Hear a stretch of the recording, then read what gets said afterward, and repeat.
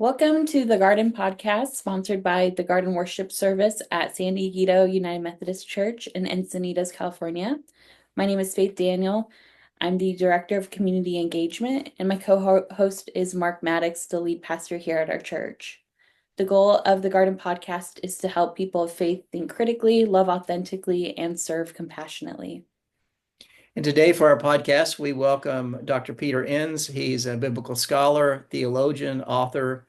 He serves as a professor of biblical studies at Eastern University in St. David's, Pennsylvania, and has written a number of books around the areas of the integration of faith, doubt, and especially his expertise in biblical interpretation. He's the author of several books, The Bible Tells Me So, The Sin of Certainty, and a book that we just went through here at the church with one of our groups, How the Bible Actually Works, which really, I think, is an important work and kind of a combination of these other two books when it comes to thinking about the ways in which we view Scripture and also how we view Scripture in a way that provides, I think, thoughtful engagement about our faith. So welcome, Peter. It's good to have you with us. Thank you, Mark. Thank you, Faith, for having me. I appreciate it. Yeah, we're excited to talk with you about your new book, especially God's Stories as Told by God's Children, Mhm. and how the Bible actually works. Yeah.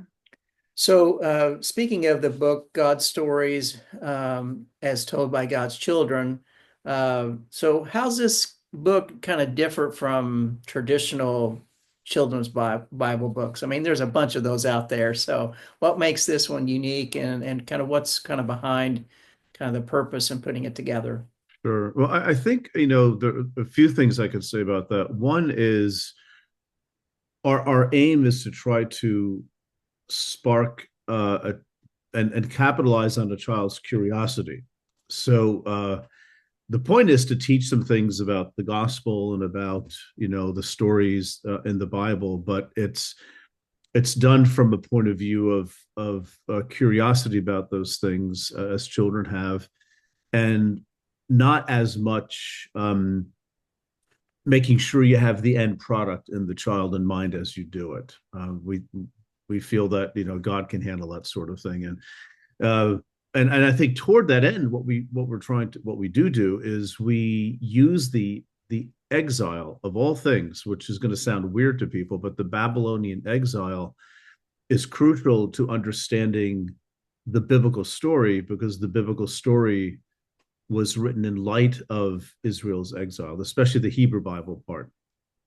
That's when uh, the really the trauma of losing everything is what created the Bible for ancient Israelites. Not from scratch, but it's what prompted them to collect older writings, to add to them, to edit them, and to write whole new ones to explain who are we, and how do we still connect to this God of old that our ancestors believed in. And the Bible is really a response to that. We tend to write our stories during difficult moments. We try to rehearse them and make sense of them, and that's more or less what the Bible is. And so that's sort of the key that we use to try to get into some of these stories. And we try to take a very honest approach. We're very sensitive to children at certain ages. We deal with the flood story, for example, and the author there chose a certain angle, and he didn't try to address the issues of violence in that text, because that's really probably for maybe high school age children or beyond. It's a very adult story, not a children's story. But Yeah. so that all those decisions were made because we're trying to deal with children, and to give them a sense. I mean, I would put it this way: to give them a sense of God that deals with integrity with the biblical story, but also won't land your kids in therapy when they're 20 saying this is a horrible experience, which I've heard many times people say. Yeah. Yeah. And I'm sure it's a bit of a balancing too to give focus on make it developmentally appropriate for children, but also to have a sense of integrity about the broader story Right. and how those are kind of intertwined together. And I think you've addressed that a bit, but maybe I notice you have a large list of different people contribute Yeah. book. Kind of with that, then how do you kind of maintain that sense of balance? Appropriate for children, but also, as you said, making sure you're being true to the kind of the overall narrative. It's a challenge. I worked on a similar project about 15 years ago, and it dawned on me, you haven't lived, you haven't written, to be sure, until you've tried to explain a Pharisee to a 6-year-old and actually explain, Yeah, not these are the bad people that hated Jesus kind of thing, but what is a Pharisee? Why would they argue about the Bible at all? Well, they right. all did that. It was because it was important to them. That's why, Yeah, so it is hard to do that. And the group of people that we were able to assemble on this project, uh, it's really quite amazing. It's a diverse group of people with different takes on all sorts of issues, and that we feel reflect what the people of God look like as yeah, diverse people, not just people who look like me, and from different parts of the world and different backgrounds, and Native Americans, for example. It just the list goes on, and we're very proud of that. And that was very intentional because I know that I learn all the time from people who don't have my background, right. and I see things with different eyes, and that's very valuable. And we definitely wanted that to be central to this Bible for children. Yeah. You answered a little bit of this question, but you've just drawn from so many top scholars for this book. And I think my question is, what is the benefit of having so many different people work on it? And because so many Mm-hmm. top scholars contributed, do you think that this book can be useful for adults as well?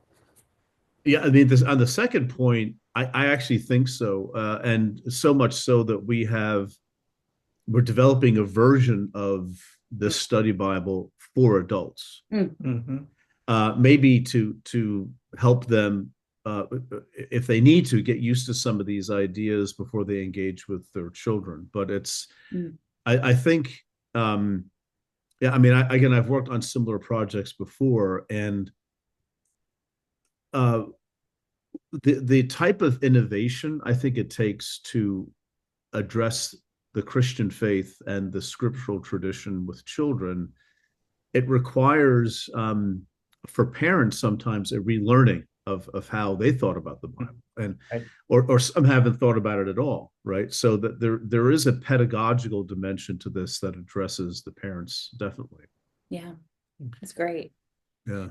And Um, having those diverse voices, I think is that's often lacking, in these yeah, kinds of materials. And I'm not saying always, but from one person's perspective or just from a very few people's perspective. There's nothing like having a marginalized person writing about the parable of the vineyard, mm, or things like, things that people who have different paths in their lives, they see things that other people Right. just don't see in the text. I'm like, I mean, I read every one of these as I was sort of like one of the final people to read through all of them, just to make double sure that there weren't any sort of red flags going up. And one after another, I said, I never would have gotten that, mm, Mm, but yeah. boy, is that interesting Yeah. and very, very helpful. Yeah. yeah. Your work often challenges traditional evangelical approaches to the Bible. How did your own journey lead you to rethink the way that we engage with scripture in general? Well, there's a long answer, which we don't have time for. There's the short answer. Exactly. Yeah. Yeah, I think a couple things. One is, after I left college, and I went to a Christian college, and I had a wonderful time there, but I didn't really explore my faith. I mean, I took Bible classes here and there, but it was afterwards that I just had an epiphany where I wanted to try to understand what I said I believed in. So I started reading the Bible, and I started reading a lot of other people who were talking about the Bible. And as that progressed, I came to see that things are more complicated than I was led to believe. I wasn't angry about it. I wasn't sad about it. I was actually pretty motivated about that fact. That is, there's more to this than, a simple plan for salvation or things like that. The Bible is so much richer. There's wisdom there to be had. And so that started something that eventually, long story short, drove me to seminary about 3 years later, where, like many seminarians, I showed up with, I got like 5 questions I need answered, and after that, I'll be okay. And Yeah. then at the end of the first semester, like, you didn't even remember those questions, and you've got like 50 more. And that was a relatively conservative seminary that I went to. But then, graduate school, I went to Harvard after that, and everything was different there too, because here you have people who weren't beholden to certain dogmatic commitments, and so the kinds of questions, and I mean, not necessarily by irreligious people, but I had many of my teachers were Jews, and they were not beholden to the same commitments that evangelicals feel are absolutely necessary, like biblical inerrancy, for example. Right, right. And then you hear them explaining things, uh, questions, conundrums in the Bible in ways that make absolute perfect sense, but you can't tell anybody else that you go to church with or something, because they might not understand it. And so that just opened up for me over time, in a progressive kind of way, the realization that the Bible really can't be controlled. The tradition, it's too diverse, it's too rich, and built into it, I think, is an internal argument of some sort, or a series of arguments that just have led me to think about the Bible in a different way. That it's not, a language I use in some of my books. It's not a rule book. It's Right. not a cookbook. Right. It's a path to wisdom, and it gives us language by which we can commune with God. And the language I'm using now to describe the Bible is that it's a means of grace. It's like baptism or Eucharist or any other sort of ritual the church has. It's a way of entering into that conversation with the past and with God. And I'm perfectly fine with that. And I have more questions than answers. And the older I get, the more questions I have. And that's just the human location that we all share. We know we're not God. And just because there's a Bible, right, doesn't mean, well, now you know what God's thinking, because the biblical writers differ on what God is thinking. So there you have it. It's just, Right. the Bible is actually introducing that dialogue that I think we are all meant to have. Yeah. Yeah, and kind of building on that in your book, how the Bible actually works. And when we went through the study, you mentioned the focus really around Scripture as wisdom. And in that discussion, we had some people who had grown up, very evangelical, who are now more progressive, and they were struggling a bit because wisdom felt a little bit like a fuzzy word. It's like it's subjective. It doesn't have an objective piece. It's not like this sense of rule book. But then on the other side, we have people in our group that's very progressive, have always been progressive Christians, and they were like on the other side. Well, it leaves it so wide open. Then how do we even know these things, right? So there was a bit of a tension there Yeah, as they were trying to work through this. So maybe talk sure. to us a little bit about your understanding of wisdom, what that means, and how that relates to how we think about the broader narrative of Scripture. Yeah, it's definitely a challenge, because the concept of wisdom is an ever evolving, ever moving thing. It's not the concrete anchor that you can say, now I have this and everything else will make sense. Right. Um, it's not objective enough. And that's, I mean, I understand that comment, and I hear it quite a bit, that I need something to ground me, some objective reality to be grounded in. And not to get weird and philosophical about this, but any sort of objective anchor is immediately subjectivized by the fact that we hold it, that we feel it, that we agree to it. And that includes the Bible, because people differ on how to interpret the Bible, and they differ for good reasons.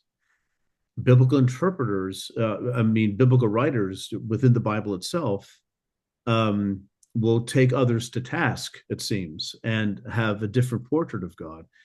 And to me, what rises to the surface in that kind of a dynamic is maybe maybe this faith really is a path that we walk, and that's very much a wisdom idea. It's a something you walk, you grow in wisdom and hopefully in humility, and in love and in compassion as a result of walking that path. And I don't think we can ever find that objective anchor. Okay, God's an objective anchor. Right. Okay. Yeah. Okay, and now what? What does that mean? Well, does that mean that you now have that touchstone? You can go back to this to get the clear answer to every question you might ask? Yeah. Or is that more the orienting principle into which we live and work out as best as we can our salvation, as Paul puts it? Not whether you go to heaven or hell, but just your continually transformed life. Right. And that to me is very much a path. Yeah. And I know, kind of a follow-up to that, when we were engaging these conversations with our study group, one of the things I said to them is that in some ways, when it comes down to thinking about our faith or even how we view scripture, it really comes down to a matter of faith, right? We're engaging scripture in a kind of a faithful way and faithful living. And it's not about this sense of certainty. There's not this sense about propositional truth or knowledge that you can be anchored on. And I was trying to encourage the group to say that this actually could be beneficial to our faith. It could help us to be more deeply grounded in our faith if we view scripture this way. But the hard part, as you know, uh, there's so much baggage that's Right. attached to how they view scripture because of upbringing, what they've been taught, Mm-hmm. what they hear Right. in popular Christianity. And Mm-hmm. so some of it's kind of removing some of that baggage and beginning to Mm-hmm. embrace scripture in a new way. And I really liked your focus about thinking scripture as a means of grace, as a means of formation, about the way that we live out a life of faith. And for a lot of people, that's a big shift. It is a big shift, To yeah. see scripture more about. But what people have said to me often is something like this: Pete, I've read some of your stuff. I've heard you speak. I really understand. The Bible's not this thing that gives us this objective standard, but what do I replace it with? Yeah. Give me something else. Yep. And what I've learned from others that I've read, more contemplative writers, whether it's Thomas Keating or Richard Rohr or a bunch of other people, Barbara Brown Taylor, whoever it is, you don't get to have that. Not in that. And I'm using these words descriptively, not in a negative way. The fundamentalist evangelical modernist way of thinking that, well, the Bible, don't you believe in objective truth? Yeah, I do. I just don't think I have it. Right. And the Bible doesn't give it to you, and God's not going to zap you. Is God an objective reality? Sure, why not? But that's not helpful. That doesn't solve our problems. That's just, again, the one in whom we try to live and towards whom we try to move, and who is moving towards us and is maybe closer to us than our own breath. That way of thinking. This is far beyond, the Bible. Is it objectively true or not? Does it have errors or not? That is a red herring for me. That actually distracts you from that spiritual path.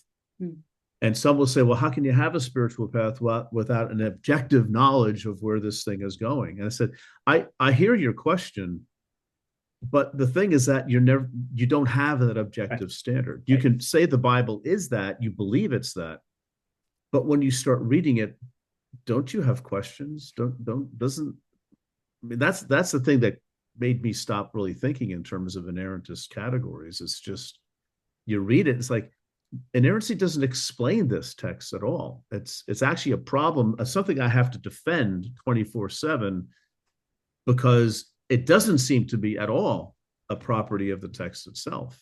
Yeah. Right. So that's the problem. Yeah, and as you say, when you begin to do that, you actually lose the essence or the ethos really of what scripture is about and why it's given to us, right? I mean, right. You lose this sense of viewing it as wisdom in a way that transforms us and helps us to live a particular way of life. Right. It becomes sort of a false sense of certainty or security at that point. And I mean, in that sense, people have said this before. The Bible can become an idol. Yeah, Mhm. The more so Word of than God. Jesus. Yeah, Yeah, yeah, yeah. So yeah. Mm. anyway. So then, what then do you say to someone who feels like their faith is unraveling and falling apart because they no longer see the Bible in this way Mhm. as inerrant or Right, unchanging? What do we right. say to those people? I think faith, it depends on the person. It depends on who they are and where they are, and the kinds of conversations you can have with them. But uh, I would try to get at something like, I might not say this as directly, but I might try to get at the unraveling, maybe where you find God. Mm. Well, that's scary because I'm out of control. Exactly.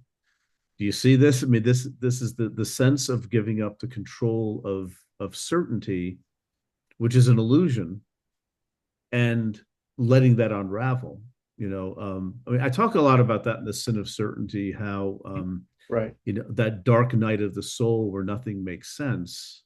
Mhm. Others have said long before I stumbled into it by accident, that that may be the presence of God more than you realize. That sense of darkness and emptiness and nothing.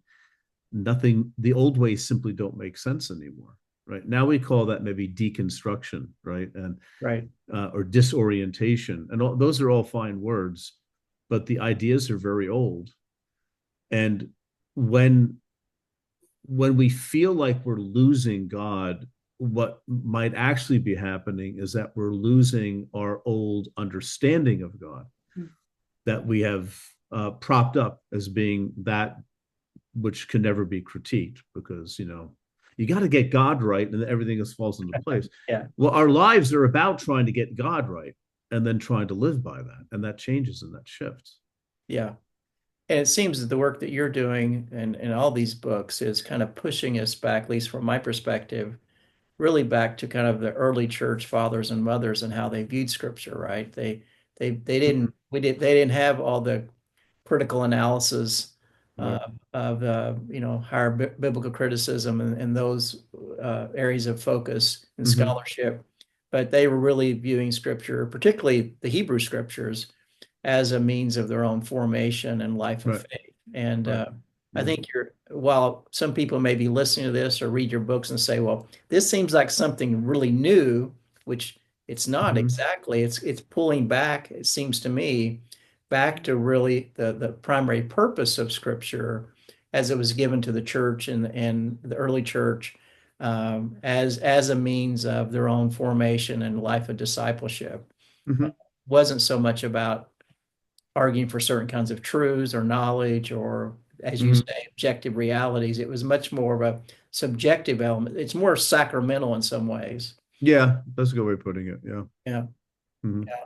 And as you've done this work, and even as you're working with students, what kind of response? I mean, I'm sure you get a variety of responses around this, but Mm-hmm. what's been your overall response from people who are making these shifts, and Mm-hmm. what kind of pushback have you had? I'm sure you're probably getting more pushback from the right than you are from the left, but um, just Well, I curious. mean, there are different contexts where I do this. One is, teaching college students, and there the environment's very different because we know each other. I'm not a stranger to them. And I'm forever saying things like, listen, this is how academics explain this issue.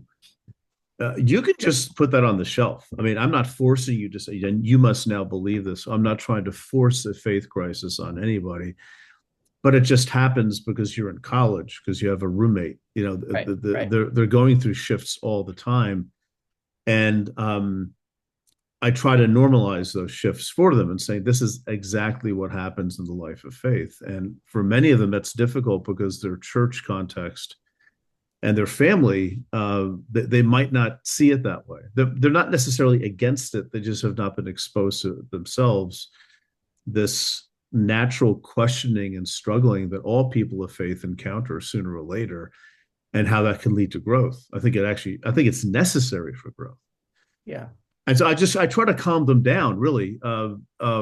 Social media is a different environment. Speaking in Right. churches is a different environment Right. because Yep. the churches I go to, they're usually pretty mature people. They thought all this stuff already. They just want to hear it from another person. So that's easy enough. Yeah. But one thing I'm pretty adamant about. I really don't try to shove these things down people's throats. Now, you write a book, and who knows who's going to read it, right? It might Right. appear to some people I'm shoving it down their throats, but I'm more observing what I observe and writing about things that I've experienced. And when people are ready, they're ready. And they'll ask the questions. And, as the saying goes, when you're ready, the teacher will come. And I've had many moments like that where teachers have come to me at the right time when I was ready to hear it. Yeah, Mm. exactly. Yeah, no, in our book study, one of the things that came up is I think most people are fairly comfortable with the idea of wisdom, even Mm-hmm. though their own background maybe, they're working through some things. But I think one of the places where it seemed most difficult for the group was around the person of Jesus. So if Uh-huh. Jesus is a part of this wisdom tradition, I think most of us still want to have this sense that Jesus was a historical figure, that Mm-hmm. Jesus actually lived. And I know in the discussion that we had, if the scripture is really about wisdom, does it matter whether Jesus was actually historical or not when thinking about this? Oh yeah, okay. I see that. Yeah. Well, I think of the Jesus stuff as an add-on to all of this. It's not a replacement one or the Yep. other. Yep. And but the concept of wisdom, it doesn't go away in the New Testament. It's not as prominent as it might be in the Hebrew Bible, but um, Christ has become wisdom for us. Paul Mm. says in First Corinthians, I think it's chapter 1, verse 30, around there. So it's interesting. He has become wisdom for us. And John's prologue, everyone talks about, the word was with God at creation, and that's how wisdom is referred to in the book of Proverbs, chapter 8. It seems to be an intentional tie that when you tie Jesus, as Colossians does too, to the act of creation, you're automatically in the wisdom theme of the Hebrew Bible. Mhm. So I would put it as it's like anything in the Hebrew Bible vis-a-vis Jesus. Jesus is the embodiment of prophecy. Jesus is the embodiment of priesthood. He is the embodiment of what it means to be an Israelite. He is the embodiment of creation. He is the embodiment of priests, of sacrifices, of temples. It goes on and on like that. The typologies of the New Testament, and wisdom is a part of that as well. So it's not choosing one or the other. It's simply trying to acknowledge that um, Jesus embodies wisdom as well Mhm. Yeah. as Jesus embodies anything else. Mm. Yeah, no, that's good. That's helpful. Yeah. Well, thank you so much, Peter, for joining us on our podcast, which is sponsored by The Garden, a contemporary worship service at San Diego United Methodist Church. The Garden is a safe, inclusive, and affirming place where people can explore faith and ask life's big questions. Yeah, so those of you that are watching and are part of our podcast channel, we invite you to join us for worship on Sunday morning at 9:30 if you're in the San Diego area, or you can also watch us live online. And of course, we do invite you as well to be a part of the garden service, which is at 11 o'clock here on Sunday morning. If you'd like access to our podcast, you can go to garden at encinitas.church.com. And if you like this podcast, give us a thumbs up and let us know that you appreciate the conversation. And again, Peter, we thank you so much for joining us Thank today you. and appreciate the good work that you're doing and the ways in which you're engaging these really important issues and helping people to, I think, in many ways, to reimagine how we view Scripture and the ways in which we appropriate Scripture to our lives. And that's why we have the Bible, right? That's why it's there for us and for the church. So thank you so much for joining us. And Thank you. thank you, Faith, and thank you, Mark, for having me. I appreciate it. Thank you.